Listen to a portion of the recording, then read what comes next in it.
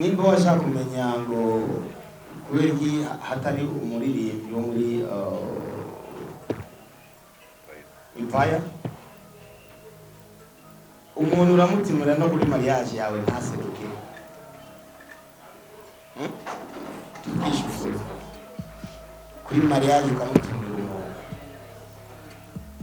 kuko urazi iminsi mikuru ni 3 kwisi: ivuka, kugira mariage no gufa. Ndagutumire kuri mariage yanje ndamucubahiro, ntuze noronka courage yo kugutumira gute kandi urakareba kwemerera ibintu ariya ushobora kwemerera n'abandi ushobora kugira ati turabona ubwene turatse ubwene twapanze byose turabona ko bidashoboka, none twemere dusubire muri kakavu kandi twari dukeneye gupanga iki. Est-ce que wa mu artiste azoshavura ngo twamwangiye tumwemerera akacaja mwakavuyo yoryoherwa ko agiye mwakavuyo? Ijya foto ya Harmonize nibaza ko atari foto ya mbere twifotozanya na Harmonize, gira murabizi arizo twifotozanya turi muri Amerika. So sishobora kuvuga ko ari umugenzi wanje nje ngaho umugenzi wanje watari oya ngabaranzi. Ukaribu wako na BantuBwoy ni mzuri sana, kisi watu wanauona. Watu wanajiuliza kwa nini hawaja kusajili kwa BantuBwoy uje sasa watu. Biko binakuya uko suto wewe. Eka mimi kwanza sio tu mpaka banisajili, mimi nishakuwa deja BantuBwoy depuis zamani. Mako biyogi. Saidie ukaribishe Barundi wote kuja kwa festival mu Kirundi. Okay, Barundi bose festival ya BantuBwoy les 2, les 3, les 4. Okay, turikumwe. Mtafurahi sana.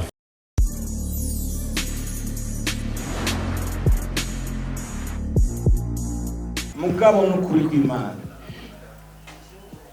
twebwe niwashaka twarabiyumviriye, mugabo twaratinye bivanye na invitation ya mbere twabatumiye akanka kwaseruka. Amanibaza ikibazo ca kabiri ngira isazofucisha Tuje kwigina independence, no kuvuga uzoba aje kwinjira wese azobaje kwigina independence. Tuzoba tuje gutera akavuyo, tuzoba tuje kuryoherwa.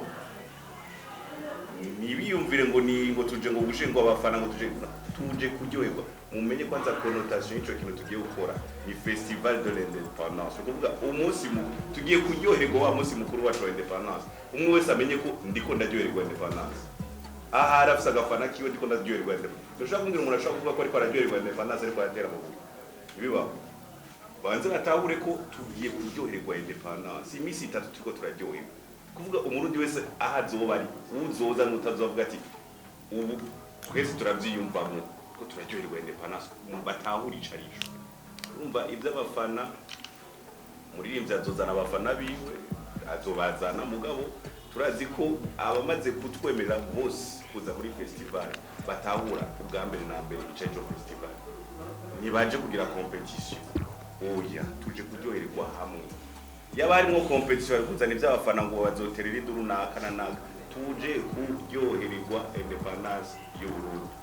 Raporteza para kwishonera ikibazo gikurikira ca nsavye ko twariyumviriye, ndashaka kumubwira ko nivyo twarateguye kandi imusha twazironse dutevye gato ya mugabo umwanya watubanye muto, twaravyiyumviriye mugabo umwanya watubanye muto wo gutegura, mugabo turiko turaraba ko muri edition ikurikira ico kintu gitegezwa kuba meme avant yuko haba n'ibindi bintu.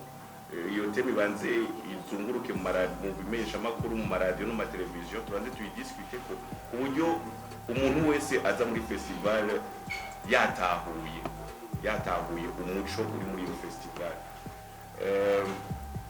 Ikindi yagiye ko avuga ngo si la préparation tubona ko dushobora turi prêt kuyikora iyo misi 3. Ndibaza ko abakozi bamaze kwituma igikorwa, bazi ko ngande kumwe n'abantu bakora, abakozi bamaze kwituma igikorwa baragishikana aho bari bifuza kugishikana, mugabo ntibahishikana. Ni naco bituma twabatumiye mwebwe, nidushaka kugira aho twishikanye mwe mutari.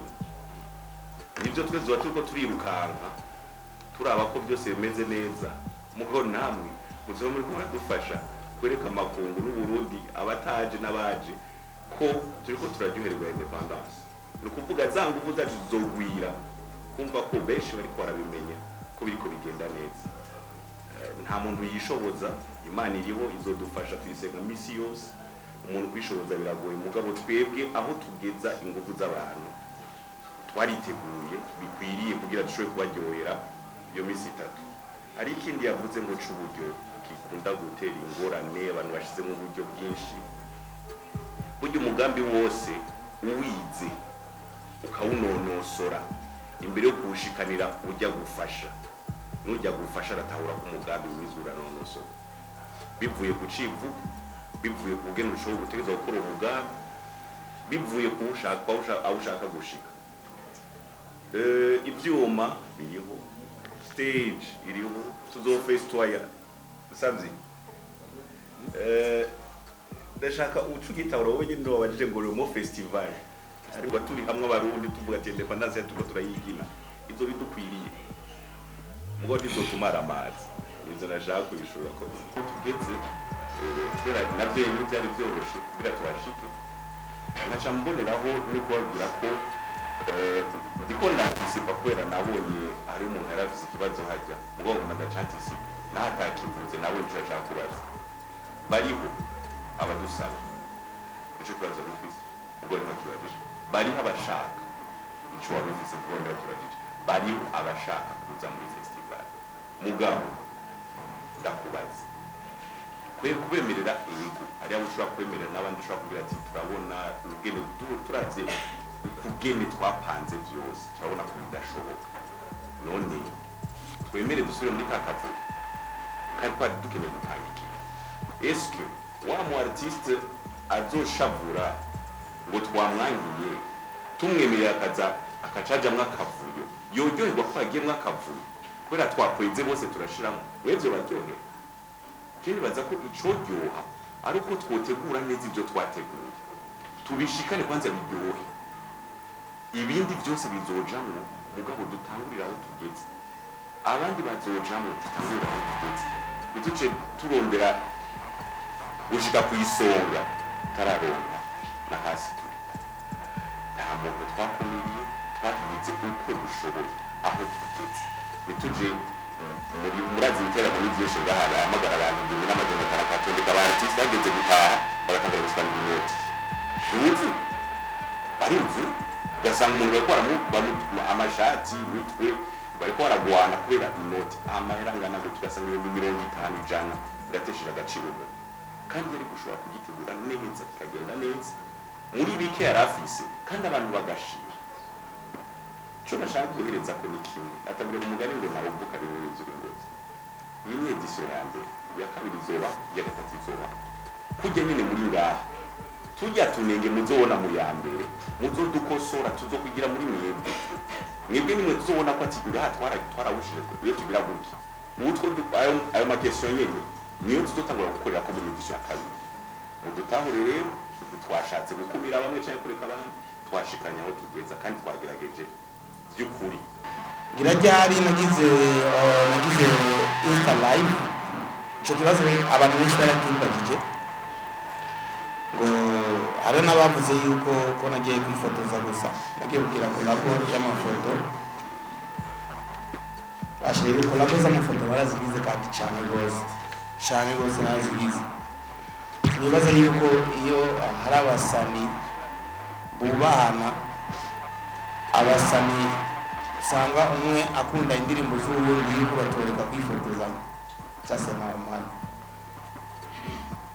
Ijya foto ya Harmonize nibaza ko atari foto ya mbere twifotozanya na Harmonize gira murabizi arizo twifotozanya turi muri Amerika so sishobora kuvuga ko ari umugenzi wanje nje ngaho umugenzi wanje watari oya ngabaranze nimba twarahuriye muri Amerika tukifotozanya akwapo ukwapa buri muri Tanzania tukifotozanya nimba darasa yaje kunda musamwira tukafata ifoto ikibikiriye nuko yavuye muhiri wiwe yumva ko Fariaz ari hajya acafata umwanya wo kuvuga ati jere kandi amusanga aho ahari ngende kumuramusa nicyubahiro ngo abandi bantu babibona yuko ari ibintu nyene ngamafoto wize n'amafoto rero n'abasabye bashaka babivuze obedi ni gwagwango abantu baba bashira mu mitima y'abantu urumva nta collabo ihari ikumenya kinamo nazingabo biri muri plan nashaka kumenya biri muri plan gukora na collabo twaraganiriye collabo izo ngabo tuje mu mwana collabo hari ebe barabona amafoto amavideo ndi muri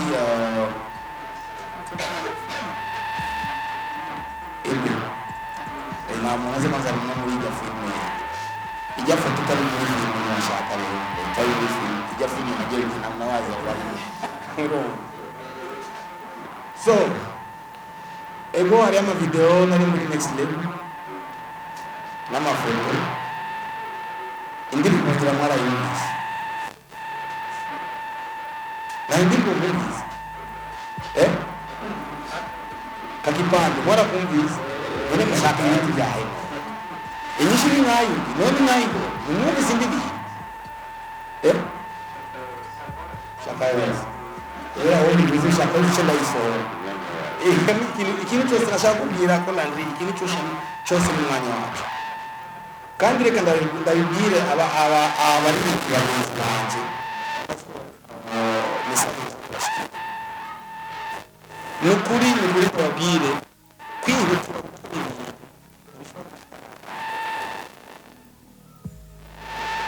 kuko ni Imana umuntu ari patient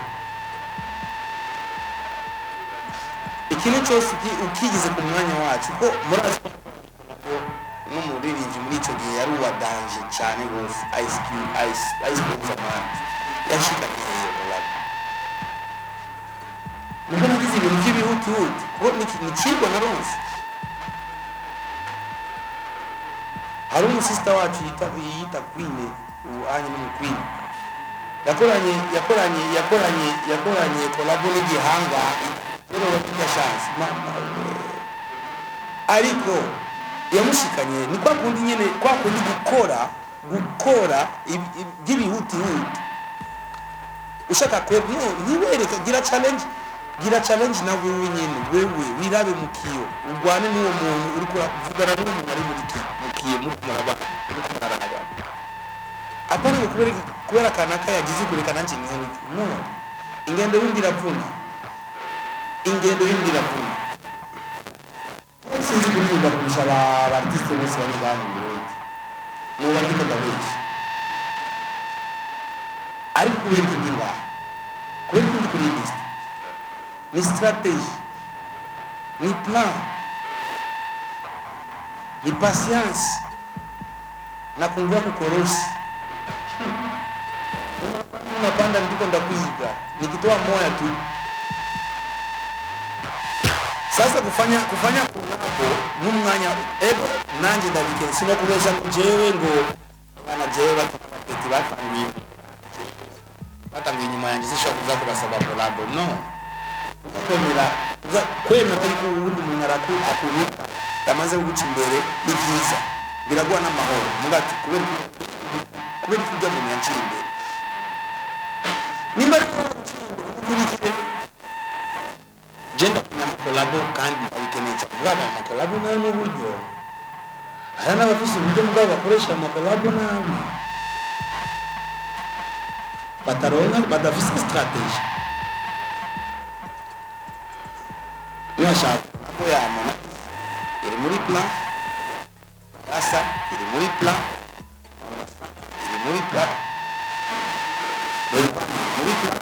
rero uzakemera ko tugira promotion n'indirimbo zacu n'uzigira promotion wajenze kwa mandaki vuga jera yavuze ndose umwanya wo kubabwira azobabwira kandi no kuri kw'Imana n'abavuga ngo umugani ngo oradutoya je nubaha ikintu cyitwa umujournaliste ndabisubiyemo ndubaha kuko atanga ubuze umujournaliste je none izo ndirimbo bari kuzivugiriza mu biti oya ariko nkuko nanje mukoze kosa nkuko nanje mfise tubaye kubakosora kuko namwe murankosora kubera je ntubakosora why not nukuri kw'Imana nta mutima mubi mwenga mubenye nta mutima ko fitiye umujournaliste ari kugize ko ndagukosora ugize ikintu kitagenda ndakubwira nakuchaka kabisa itatu ndoga na mimi ngosora nandi ndafise ko kubakosora icyo cha promotion ila uraza kutisho mara kigize deja kwanza ni promotion batubigira deja murakoze cyane ndazi ko personal koze guverinoma je sinabizi ngo muza mukanuko izo sinabizi ko ashobora kuza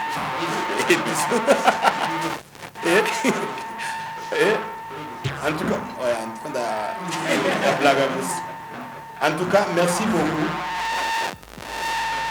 promotion ni waza yuko amakete tuyazana no munsi ndaza kudodo no munsi radio yanyu mwese kandi haru faranga nza kuzana nana tani sitare nabambisha kwe na nugwashi nza kuzana ni independence ndio profiter na mimi na bani uko kuli ndakataka kitu muzokwa nze upromoting ikintu kinuze cha independence muzomtara barundi ndaza kudodora no munsi edisolero kana kuya kwenu kandi murayi basabiye promotion ndabasabiye muduhiye promotion. Merci beaucoup. Mambo ni aje mza champagne? Mambo poa. En forme. Safi sana. Kabisa yani. Na tari kweli. Sasa tunauliza kwanza swali moja ambalo ni la kizushi la kwanza. Okay. Walikupatia ngapi BantuBwoy kusema uje kuperform kwa festival? Lakini ni vizuri ili na wengine wajue kwamba ni sika kazi sisi nikasema fangaze nipo pia. Haya wanao kutegemea kule ku festival wasubiri nini kutoka kwa Mr Champagne? Bon, j'ai préparé parce que préparation iko bien, toi j'ai préparé kabisa safi sana na mnajua kama ni concert yenye iko organiser na label kubwa sana, sio label ya michezo, ndio label ya kwanza hapa Burundi mzima. Unasikia? Sasa sio vitu ya michezo. Ni préparation iko bien préparée, ukiangalia vitu tegisi viko, sio vitu ya blague, ni vitu viko bien préparé. Wanifata bien. Vitu ko bien préparé, watu wote bakuye pale batafurahi. Juu kila kitu kiko bien préparé na hakuna ya michezo. Unanielewa? Alors bakuye ba artiste wote biko invité ni basani ba propre. Basani wanayua, basani biko na machanson za bien, basani banavala mzuri, basani banayua perform. Banayacha musha public, batafurahi de plus, batapata ma surprise moya bien sana. Ile tunaitaka question d'organisation et de professionnalisme. Et vous allez comprendre qu'il y a pas de blague. C'est ça. Sasa kwa wasanii ambao wote wataperform pale, ni msanii gani ambao unajua kwamba huyu msanii ku stage atanishtua kabisa ni ninaoga naye kama basani bote bako bien, basani bote bako bien, bako fresh, ni bas. Bote bako fresh. Bako fresh, banayua, banafanya muziki bien, bana perform fresh. Donc nikishakwambia sema ke fulani ndio mwenye iko danger kuzidia fulani, maana natamaanisha ule fulani kama haiko watu wakuye tu watafurahi artiste wote. Artiste wote wako bien, tubiko artiste wote mimi nabaheshimia, niko na respect. C'est ça kabisa. Sasa ukaribu wako na BantuBwoy ni mzuri sana kisi watu wanauona. Watu wanajiuliza kwa nini hawajakusajili kwa BantuBwoy uje sasa watu. Biko minakuya uko suto wewe. Mimi kwanza sio tu mpaka banisajili, mimi nishakwa deja BantuBwoy depuis zamani. Obiwaki. Lakini tunasema kwamba huyu ni msanii wa BantuBwoy kabisa amesajiliwa. Kama tulivyoona ngoja nikuexplique kitu. Unajua mwe watu mnapendaga mpaka uone mtu anasinye contrat iko na papier ndio unaaminia kama huyu mtu iko kitu fulani wala iko mulabele fulani. Unajua ukaribu tu deja inamaanisha kama uko wa mule. Unanielewa? Sio mpaka mzazi mwenyewe alikuzala manake ndio tu baba yako wala mama yako. Na mwenye unaishi tu naye bien ni baba yako ni mama yako. Sasa na takatala. Basi tusaidie ukaribishe Warundi wote kuja kwa festival mu Kirundi. Okay, Barundi bose festival ya BantuBwoy les 2, les 3, les 4. OK, turikumwe. Mtafurahi sana. C'est ça. C'est bon. Normaliza. Bado hatujamaliza. Tunaendelea. Mimi nilikuwa nataka kwanza tuongee Kirundi sababu Warundi wengi hapa wakure bilima hawajui Kirundi lakini tupitishe nao wajue. Si ndio? Ongea tu kuna shida. Yes, imutu wambaye wo ku munsi rimwe. Uyisubiramo kangahe yabanishasha. Imuzi mwana makanga tonton ni siri yangu mimi nikuhusu unajua choni kuexplique kitu choni kuexplique unajua kuna kitu kinaitwa vie privée unaelewa kuna kitu kinaitwa vie privée ya ndio maana mu maisha na mumonde ya muziki kuna vitu vingine unakuwa tia ndani limite, sio kila kitu ongee kwa television wala kwa media. Inakuwa sio poa. Unanifuata bien? Unanielewa lakini tokosi. Lakini naambia sasa kama ni vie privé mu Kirundi. Nini? Hapa bado tunakuwa kwa polisi. Okay. Unipose ma question ya kazi yangu, niulize kuhusu kazi yangu, niulize kuhusu festival. Hapana kunipoze question ya français ni sema mu Kirundi. Ile inakuwa uko kunani kupafe. Unataka kupatia passport ndio unaanza kuuliza vile. Sasa tuende kwa kitu ambacho kina trendi sana mtandaoni siku hizi kwa Mr. Champagne. Kuongelea kwamba watu wanamsema vibaya kwamba si Mrundi wala nini. Bila kuficha, ni watu gani ambao wanakusimangi wanapatia simanzi kwa hicho kitu? Yaani watu ambao wanaendelea kusema, unaweza kuwataja majina. Lakini watu nawajua. Sitaweza kupata majina, siwajui na sitaki kubajua, mimi nabisikiaga. Basi ushauri kwao baache faiblesse, ba travailler de plus. Mwingine akifaidika ni kama naona faidika juu ule mwana kufaidika leo, kesho anaweza kukusaidia wewe. Kabisa. On est ensemble.